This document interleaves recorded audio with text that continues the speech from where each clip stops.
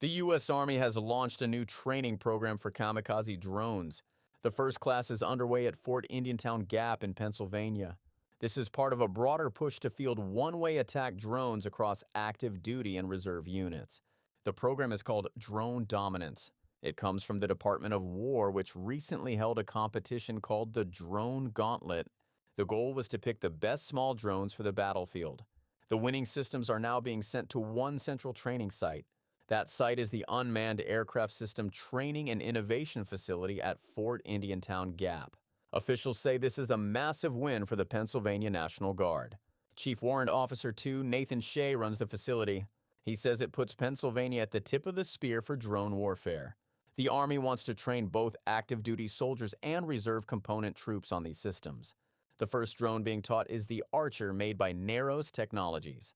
The Archer is small. It measures just 8 inches across. It is a first-person view drone, meaning the pilot can see through a camera mounted on the aircraft. But this is not a surveillance drone. It is a one-way attack system, also called a kamikaze drone. It carries explosives and flies directly into a target to destroy it. The Archer can carry a payload of up to 4.1 pounds. It has a range of about 20 kilometers when fully loaded. Dwight Church is a field instructor with Neros Technologies. He says the drone is designed for long-range precision flight. Soldiers are being taught to conserve battery power and reduce the drone's audio signature. They learn both flight technique and tactical employment. The training lasts 5 days. It includes classroom instruction, maintenance, and actual flying. Soldiers can fly the Archer using immersive goggles or a pilot box with a large screen. Instructors say some pilots find goggles disorienting at first. They start with the screen and slowly progress to goggles. This first class is a Train the Trainer course. Soldiers here will later teach active duty personnel who arrive at the facility. Chief Warrant Officer 2 Adam Rocker is the standardization instructor. He says the training from Neros is great and gives them a solid foundation. One soldier in the class is Sergeant First Class Kevin Quigley. He spent his entire career in maintenance before switching to drones.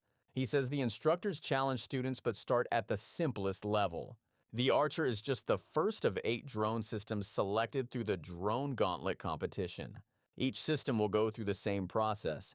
Vendors train the facility staff. The staff then adapts the training for the Army and trains incoming units. This creates a central hub for drone expertise. It also forces different units to work together and share contacts.